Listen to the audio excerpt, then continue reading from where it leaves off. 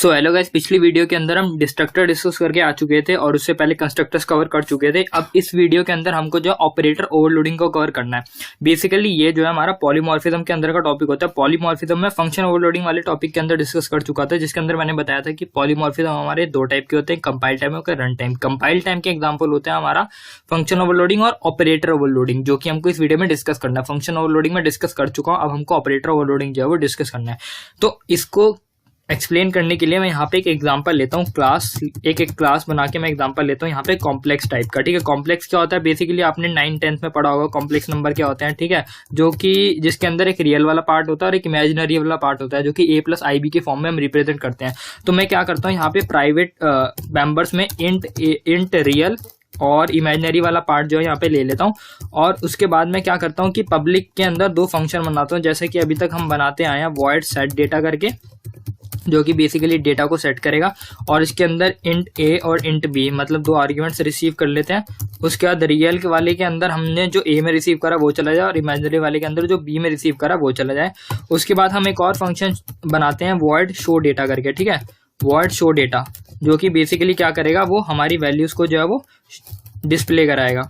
इसमें हम क्या करते हैं कि रियल वाला पार्ट के अंदर जो है रियल वाला पार्ट डिस्प्ले हो हमारा, और उसके बाद हमारा जो है वो इमेजिनरी वाले पार्ट के अंदर इमेजिनरी वाला पार्ट जो है हमारा डिस्प्ले हो। ठीक है, void show data, set data, ये सब तो बेसिकली एक जो क्लास का स्ट्रक्चर होता है वो मैं पिछली वीडियो के अंदर भी बता चुका हूँ, तो यहाँ पे आपको इतना तो क्लियर हो गया होगा।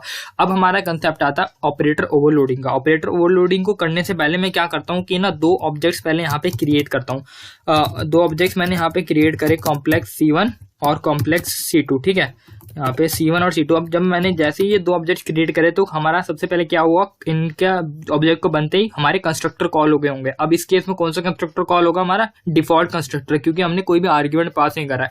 और कौन सा डिफॉल्ट कंस्ट्रक्टर यहाँ पे चलेगा? कंपाइलर जो खुद बनाएगा। इसके अलावा अगर हम चाहें तो हम खुद का भी एक कंस्ट्रक्टर जो है यहाँ पे डिफाइन कर सकते हैं, अगर हम करना चाहें तो। कॉम्प्लेक्स हमने यहाँ पे करा, और उसके बाद हमने बोला कि रियल वाले पार्ट के अंदर 0 और इमेजिनरी वाले पार्ट के अंदर भी जो है हमारा यहाँ पे 0 चला जाए।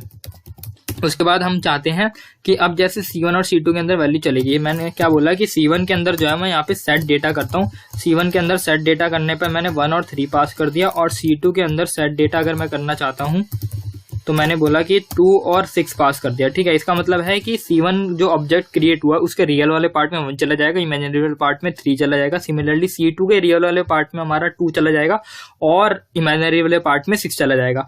अब मैं क्या करता हूँ कि मैं एक और ऑब्जेक्ट क्रिएट करता हूँ, यहीं पे मैं ऑब्जेक्ट क्रिएट कर लेता हूँ। तो सिमिलरली यहाँ पे भी उसका डिफॉल्ट कंस्ट्रक्टर चलेगा, और C3 के 0 और ज़ीरो वाले मतलब रियल और इमेजिनरी पार्ट में 0 चला गया होगा।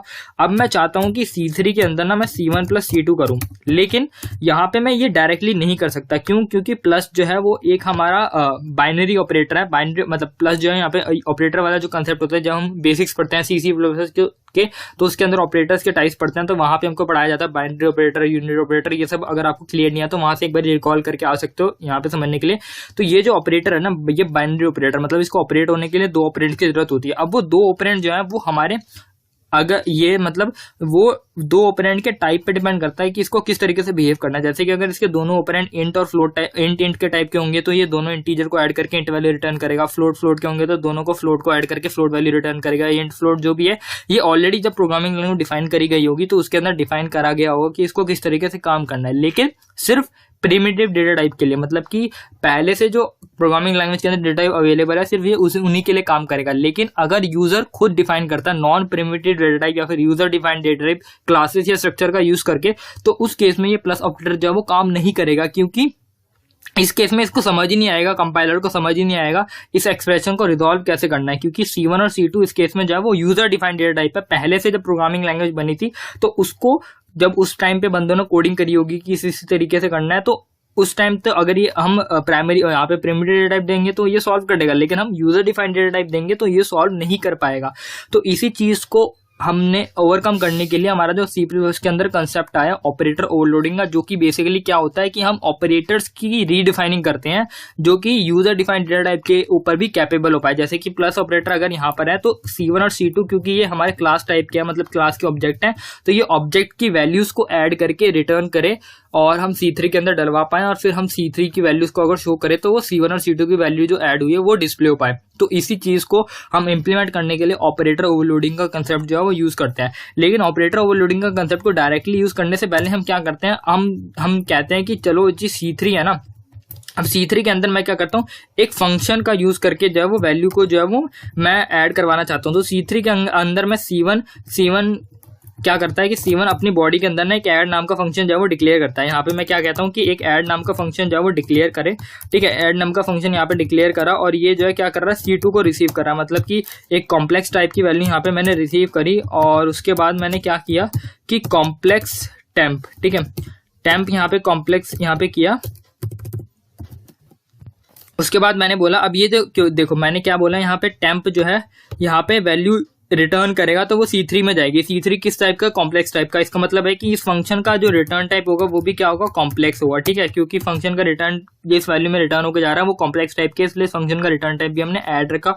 और ये एक हमारा क्या कर रहा है, एक आर्गुमेंट ले रहा है कॉम्प्लेक्स टाइप का, क्योंकि C2 भी कॉम्प्लेक्स टाइप का। तो अगर हम इसको लाइन को डिफाइन करना हो तो हम क्या बोलेंगे, C1 यहाँ पे कॉलर ऑब्जेक्ट, मतलब C1 ने ऐड फंक्शन को कॉल किया जिसने C2 को एज एन आर्गुमेंट पास किया और इस फंक्शन ने, इस एक्सप्रेशन ने जो भी रिटर्न किया वो हमारा असाइन हो गया C3 के अंदर, ठीक है। तो ये चीज अगर आपको समझ नहीं आए तो एक बार दोबारा सुन लेना। C1 ने ऐड फंक्शन को कॉल किया जिसमें C2 एज एन आर्गुमेंट उसने पास किया और जो इसने रिटर्न किया वो C3 के अंदर असाइन हो गया।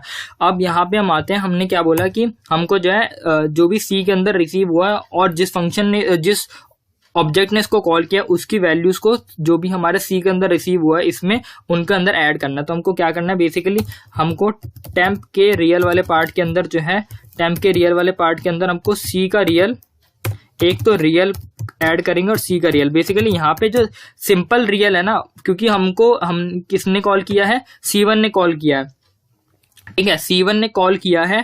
तो C1 ने कॉल किया है तो C1 ने अपने मेंबर फंक्शन को कॉल किया है और किसी भी क्लास के मेंबर फंक्शन को ये हक होता है कि वो उस क्लास के प्राइवेट मेंबर्स को डायरेक्ट एक्सेस कर सकता है। इसलिए यहाँ पे रियल को जो हमारा ऐड फंक्शन है उसने डायरेक्टली एक्सेस किया और इस केस में ये वाला रियल जो है वो हमारा किसका रियल है, C1 का रियल है।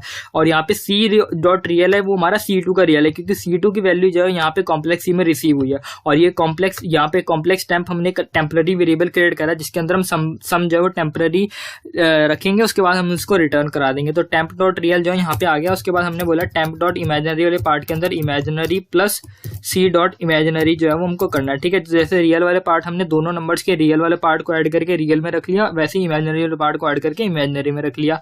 उसके बाद हम क्या करते हैं, रिटर्न करवा देते हैं टेम्प की वैल्यू, ठीक है, क्योंकि मैंने क्या बोला रिटर्न टाइप कॉम्प्लेक्स टाइप का, इसलिए टेम्प भी कॉम्प्लेक्स का होना चाहिए, यहाँ पे रिटर्न होगा। और क्योंकि हमारा अब जो टेम्प है, टेम्प के अंदर अब उन दोनों नंबर्स का रियल और इमेजिनरी वाले पार्ट का सम आ चुका है, इसलिए C3 के अंदर क्या आ जाएगा, उन दोनों का सम आ जाएगा। तो अगर मैं यहाँ पे C1 डॉट शो डेटा करता हूँ और उसके बाद मैं C2 डॉट शो डेटा करता हूँ, यहाँ पे C2 डॉट शो डेटा करता हूँ मैं, और उसके बाद मैं क्या करता हूँ यहाँ पे C3 डॉट शो डेटा करता हूँ। और हाँ, उसके बाद ये हो गया। अब मैं यहाँ पे आपको अगर आउटपुट शो कराता हूँ तो ये देखो, यहाँ पे मैंने 1 और 3 पास किया था रियल और इमेजिनरी के अंदर, 1 और 3, यहाँ पे इसका 1 में रियल और इमेजिनरी में 3। सिमिलरली जब मैंने C2 क्रिएट करा था C2 के अंदर 2 और 6 पास किया था, तो इसका रियल वाला पार्ट 2 हो गया, इमेजिनरी वाला पार्ट हमारा 6 हो गया। C3 के अंदर हमने C1 ने ऐड फंक्शन को कॉल किया था और C2 एज एन आर्गुमेंट पास किया था, तो मतलब कि ये ऐड जो भी रिटर्न करेगा वो C3 के अंदर जाएगा। तो रियल वाले पार्ट में 2 + 1 3 चला गया और 6 + 3 9 चला गया हमारा, ठीक है। तो ये हमारा जो है यहाँ पे ऐड फंक्शन जिस तरीके हमने बनाया था वो हमारा यहाँ पे कॉल हो चुका है, मतलब चल चुका है, ठीक है। तो यहाँ पे हमारा अब हम चाहते हैं कि ये वाला जो है ना एक ऑपरेटर, अब जैसे C1 हमने ऐड फंक्शन के यहाँ पे कॉल किया, हम ऐड फंक्शन को कॉल करने के बजाय क्या करेंगे ना, C1 + C2 अगर हम करें और C1 + C2 करने के बाद जो है ये चीज जो है अब हमारी यही जो हमने अभी आउटपुट में देखा वही आए। तो इसके लिए हमको क्या करना पड़ेगा, हम क्या करते हैं यहाँ पे अगर हम इसको देखें कि हम C1 ने ऐड फंक्शन को कॉल किया था, अगर हम उसी से रिलेट करके यहाँ पे बोले तो C1 ने यहाँ पे प्लस ऑपरेटर को कॉल किया ठीक है। C1 ने यहाँ पे प्लस ऑपरेटर को कॉल किया जिसमें उसने C2 को एज एन आर्ग्यूमेंट पास किया। तो बेसिकली फंक्शन ओवरलोडिंग और ऑपरेटर ओवरलोडिंग में बस इतना सा डिफरेंस है कि फंक्शन की जगह ऑपरेटर आ जाता है, काम जो है वही का वही रहता है। यहाँ पे ऑपरेटर, यहाँ पे एक C++ के अंदर ऑपरेटर नाम का कीवर्ड होता है जो कि हमको अवेलेबल होता है, जो कि हमको यहाँ पे यूज करना होता है। तो क्योंकि ये हम इसको या तो ऐसे लिख सकते हैं C3 के अंदर C1 प्लस ऑपरेटर प्लस को कॉल किया और C2 as an argument pass किया, या फिर हम क्या कर सकते हैं डायरेक्टली C1 प्लस C2 भी करते हैं तो भी ये सेम काम करता है।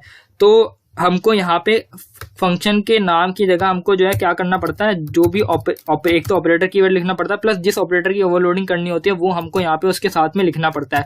बाकी कोडिंग जो है वो सभी सेम की सेम रहती है। तो अगर मैं यहाँ पे C1 सबसे पहले तो C1 डॉट ऑपरेटर प्लस जो है वो यहाँ पे करता हूँ और यहाँ पे C2 जो है एज एन आर्ग्यूमेंट मैं यहाँ पे पास करता हूँ और मैं यहाँ पे आउटपुट आपको शो करके दिखाता हूँ। आउटपुट जो है वो मेरा यहाँ पे अभी आ नहीं रहा क्योंकि मैंने डिस्प्ले नहीं कराया। अब मैं यहाँ पे क्या करता हूँ कि C1 dot show data, C3 dot show data और ये करता हूँ C1 dot show data, C2 dot show data.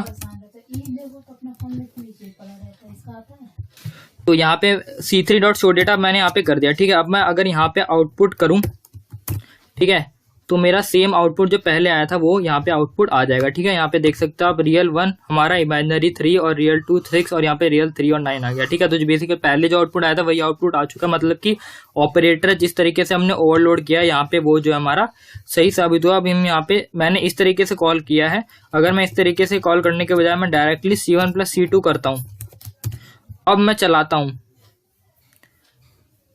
तो अभी भी मेरा वही आउटपुट यहाँ पे आ रहा है। आप यहाँ पे देख सकते हो, मतलब कि हमने सक्सेसफुली ऑपरेटर को जो है वो प्लस ऑपरेटर को इस केस में जो है वो ओवरलोड कर दिया है। तो हमने क्या किया, प्लस ऑपरेटर की एक नई डेफिनेशन दे दी यहाँ पे, जिसके अंदर अब ये हमारे तरीके से काम कर रहा है, जो कि पहले प्रिमिटिव तरीके से काम कर रहा था, अब ये हमारे कॉम्प्लेक्स टाइप के लिए भी काम करेगा। तो बेसिकली अगर हमको ऐसी अलग अलग ऑपरेटर्स को ओवरलोड करना है, जैसे यहाँ पे हमने प्लस ऑपरेटर को ओवरलोड करा, सिमिलरली हम किसी भी ऑपरेटर को जो है वो ओवरलोड कर सकते हैं और उसकी फंक्शनैलिटी के अंदर चेंजेस कर सकते हैं। यहाँ पे प्लस की जगह माइनस हो सकता है, इक्वल्स टू हो सकता है, नॉट हो सकता है, ग्रेटर देन हो सकता है, इक्वल्स टू हो सकता है। जो भी ऑपरेटर की हम ओवरलोडिंग करना चाहते हैं उसकी ओवरलोडिंग जो हम कर सकते हैं। ठीक है। तो आज की वीडियो के लिए इतना ही रखते हैं, बाकी अगली वीडियो में हम आगे डिस्कस करेंगे।